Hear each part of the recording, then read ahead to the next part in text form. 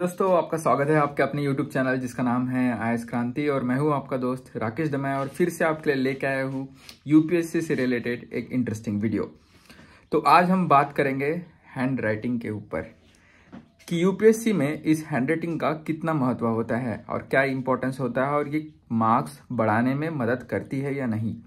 तो सबसे पहले समझ लेते हैं यूपीएससी का पैटर्न, जो हमें पता ही है कि प्रीलिम्स में 2 पेपर होते हैं और उसमें एमसीक्यू टाइप का फॉर्मेट होता है। तो हमें उसमें सिर्फ टिक करने की ज़रूरत है, ओएमआर शीट में जो है राउंड करने की ज़रूरत है। तो वहाँ हैंड राइटिंग का ऐसा कोई स्पेशल रोल है नहीं। अब बात आ जाती है मेंस एग्जाम की, जो है डिस्क्रिप्टिव इन नेचर और प्रीलिम्स हमारी ऑब्जेक्टिव इन नेचर थी। तो डिस्क्रिप्टिव का मतलब मेंस एग्जाम में हमें लिखना होगा। अब कितना लिखना होगा, चलिए इसे समझते हैं। आप सब लोग जानते हैं कि यूपीएससी मेंस एग्जाम जो होती है उसमें टोटल 9 पेपर होते हैं और 2 हफ्ते ये एग्जाम चलती है, फर्स्ट वीक और सेकंड वीक। उसमें पहले हफ्ते में 5 पेपर होते हैं और दूसरे हफ्ते में 4 पेपर होते हैं और जो है ये सितंबर के मंथ में होती है। और उसके बाद हमें जो है आप देखेंगे 5 दिन जो पेपर्स के होते हैं। तो पहले दिन मैंने यहाँ पे आवर्स में लिखा हुआ है टाइम। तो पहले दिन आपको 3 घंटे लिखना होता है, दूसरे दिन आपको 6 घंटे लिखना होता है, तीसरे दिन आपको 6 घंटे लिखना होता है, चौथे और 5वें दिन भी आपको 6 घंटे लिखना होता है। मतलब 3 घंटे लगातार, फिर आपको जो है 2 घंटे का ब्रेक होगा, उसके बाद फिर से आपको 3 घंटे जो है वो लिखना होता है। जैसे कि आप यहाँ पे टाइम समझ लेंगे, 9 से 12 आपको 3 घंटे लिखना है, उसके बाद 2 से 5 आपको 3 घंटे लिखना है। अब इमेजिन करिए आपके दिमाग पे पहले ही जो यूपीएससी की जो टफनेस है, क्वेश्चन जिस तरीके से पूछे जाते हैं। जैसे कि अगर हम जीएस जनरल स्टडीज के पेपर के बारे में बात करें तो उसमें 10 क्वेश्चन जो है वो 10 मार्क वाले होते हैं और 10 क्वेश्चन जो है वो 15 मार्क वाले होते हैं। ऐसे मिला के 250 मार्क का पेपर होता है।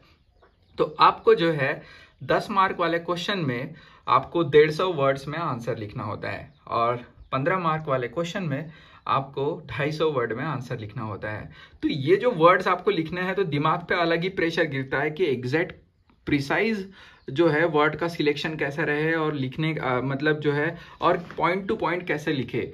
तो ये दिमाग के चलते हुए आपका ध्यान हैंडराइटिंग से जो है वो हट जाता है। और क्योंकि आंसर्स आपको लिखने हैं, स्पीड आपकी जो है 2 सेकंड में 1 वर्ड लिखना है, ये स्पीड के हिसाब से चलना होगा। तो अगर ये स्पीड मेंटेन करनी है हमें, तो हैंडराइटिंग कहीं ना कहीं जो है हम उस पर ध्यान जो है नहीं पड़ता है और हमारा प्रेजेंटेशन जो है वो खराब होता है, जिससे मार्क्स में जो है फर्क गिरता है।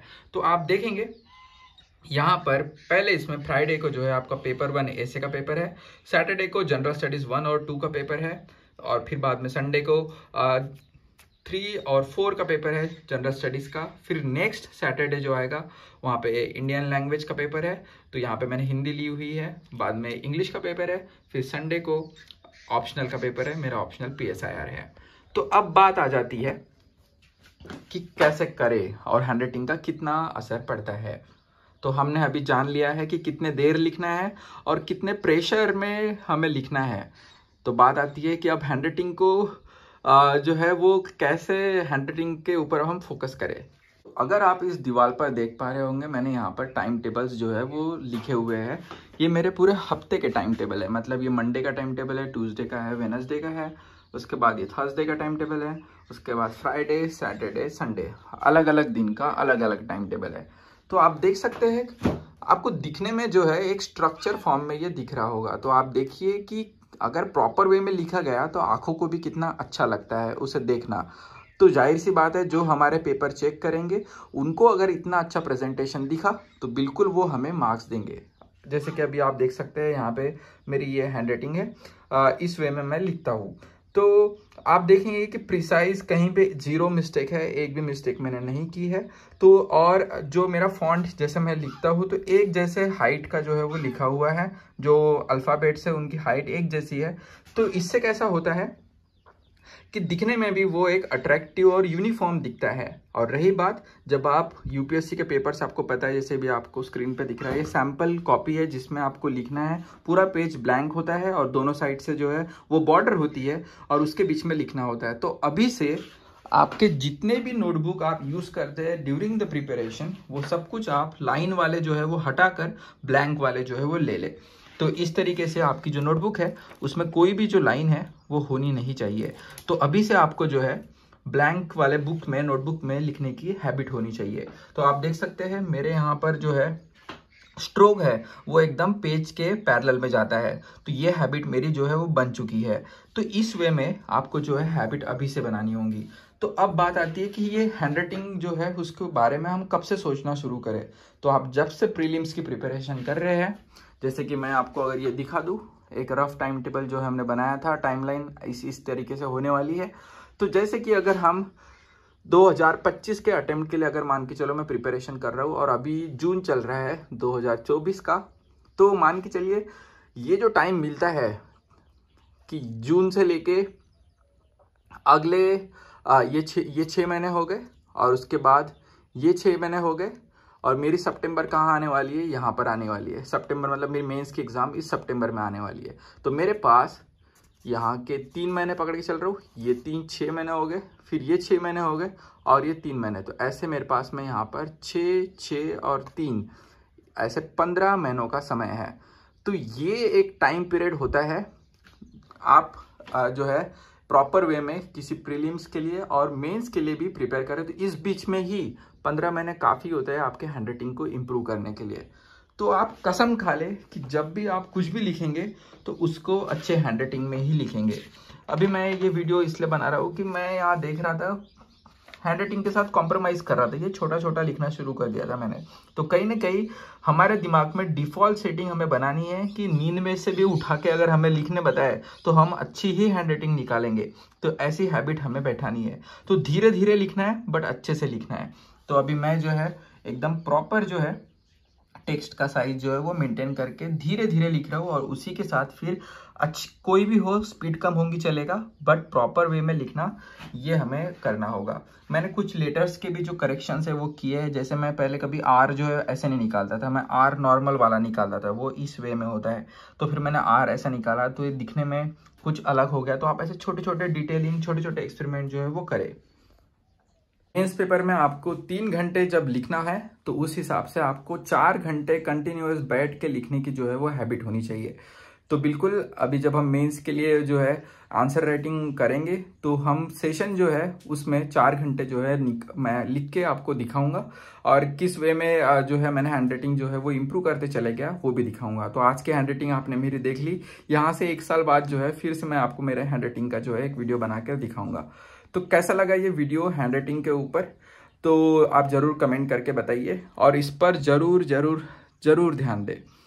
आपके हर सब्जेक्ट में अगर 10 मार्क्स भी अगर हैंडराइटिंग की वजह से आपके बढ़ रहे हैं तो हमें जो है 7 पेपर जो है मार्क्स जिसके काउंट होने वाले हैं, तो 7 पेपर्स में 10 मार्क का फ़र्क भी 70 मार्क्स जो है 70 मार्क्स का डिफरेंस क्रिएट करता है। और 70 मार्क्स से आपकी रैंक जो है अगर आप 100 पे है तो आप रैंक 1 भी बन सकते हैं। तो ये डिफरेंस है, तो ज़रूर इस पर ध्यान दीजिए। एक्सपेरिमेंट आपको हैंडराइटिंग के साथ करने हैं, वो अभी प्रिपरेशन के ड्यूरिंग जो है वो कर ले। आप सोचेंगे कि सडनली मैं अपनी हैंडराइटिंग को इम्प्रूव कर लूँगा जब मैं मेंस में आंसर राइटिंग, मान लो सितंबर का महीना रहेगा तो मोस्ट ऑफ द पीपल जो है वो आंसर राइटिंग जब प्रीलिम्स हो जाती है और प्रीलिम्स से मेंस के बीच की जो 3 महीने की गैप होती है उसमें करते हैं। तो 3 महीने में आपकी हैंडराइटिंग जो है उतनी इंप्रूव नहीं होने वाली, प्रेशर अलग रहेगा पढ़ने का। तो आप हैंडराइटिंग जैसी छोटी चीज़ों पर ध्यान जो है आपका वो नहीं आएगा। तो डे 1 जब से आप प्रीलिम्स के लिए तैयार कर रहे हैं, मतलब प्रीलिम्स एग्जाम के 1 साल पहले, तब से ही आप जो है अभी से, क्योंकि आपको लिखने की बहुत ज़्यादा ज़रूरत पड़ने वाली है, आपकी नोटबुक भरते भरते भरते चले जाएंगी। तो क्यों ना इसी नोटबुक को भरते समय ही हम हमारी जो हैंडराइटिंग है उसको भी इम्प्रूव कर ले। तो 2 शॉट 2 मिशन एक एनर्जी के साथ आपके पूरे हो जाएंगे। तो ये बात का आप ज़रूर ध्यान रखें। और हाँ, सबसे इम्पोर्टेंट, पेन जो है वो अभी से जो है आप किस पेन से आपको सबसे अच्छी आपकी हैंडराइटिंग आ रही है। तो अलग अलग जो मार्केट में टॉप 5 पेन है, आप जेल पेन यूज़ करते हैं या आपका नॉर्मल जो डॉट पेन यूज़ करते हैं वो देख ले। और उसके एक बार अगर पेन सिलेक्ट हो गया तो उसे बार बार जो है वो नहीं बदले। और एग्ज़ाम में जब आप जाएंगे रियल टाइम में तो आपके पेन एकदम फ्रेश पेन जो है वो आप यूज़ ना करें। आपके जो पेन है वो जो है अराउंड 20% लिखा हुआ रहना चाहिए, मतलब रिफिल जो है उनकी वो 20% खाली करके जाना। इससे क्या होगा, आगे की जो नीप है उस पॉइंट का जो रिफिल का जो टिप होता है तो वो टिप जो है वो थोड़ा घिस जाता है, तो जिस वजह से क्या होता है ना, जो फ्लो है रिफिल का वो बेटर निकल के आता है। तो अगर आप नया रिफिल से एकदम डायरेक्टली लिख लेते हैं तो वो पेज जो है कभी कभी रिफिल चलती नहीं है, या तो ये दिक्कत जो है वो आनी नहीं चाहिए। तो पेन को पहले से चला कर ऐसे लगे तो आप 4-5 पेन लेके एक साथ जाए। मैं तो लास्ट मेरे जो 10th के टाइम में भी जो है वो कम से कम 3 पेन का जो है स्टॉक जो है वो मैं रखता था अपने पास में, ताकि ये छोटी चीज़ों की वजह से मुझे एग्जाम में जो मेन परफॉर्मेंस देनी है, जो लिखना है आंसर, वो सोचूं, ना कि ये इन चीज़ों के बारे में सोचूं। तो ये क्लैरिटी के साथ आप काम करें। ये बात कभी ना भूले कि हैंड राइटिंग जो है वो एक आर्ट है, एक कला है। तो आपको जो है, और कला सीखी जा सकती है बचपन से। ऐसा मत समझिए कि कोई लोग बोलते हैं कि मेरी हैंड राइटिंग उतनी अच्छी नहीं है तो वो कभी अच्छी ही नहीं हो सकती। तो अपने अंदर के जो कलाकार है उसको जगाइए, और यूपीएससी के लिए अपने कलाकार को जगाना है, ये बहुत फ़ायदे की डील होती है और ये फ़ायदे की डील रहने वाली है। तो बिल्कुल अपने अंदर के कलाकार को जो है जिंदा करिए। बेस्ट हैंड राइटिंग अपने वर्जन के साथ उस पेपर को लिखिए मेंस के, और इस एग्ज़ाम में मैक्सिमम मार्क्स फेच करके अपने सपने को जो है वो पूरा करें। वो क्लासमेट की एडवर्टाइज जो है, क्लासमेट कंपनी है जो पेंसिल और पेन बनाती है, तो वो जो है वो याद रखे। उसकी डायलॉग ये है कि extra marks for good handwriting. So ये रियल लाइफ में काम करता है। तो मिलते हैं ऐसे ही छोटी डिटेल्स के साथ नेक्स्ट वीडियो में। तो तब तक के अपना ख्याल रखिए। जय हिंद।